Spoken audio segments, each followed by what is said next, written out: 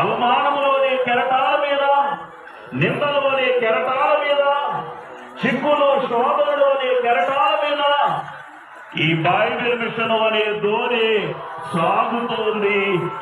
ఆనందమైపోను గనుక పాపకు పాపకు రాగాని పాపలు పడగాని ప్రభువు రక్తముతో పవిత్రము చేసుకునవలెను.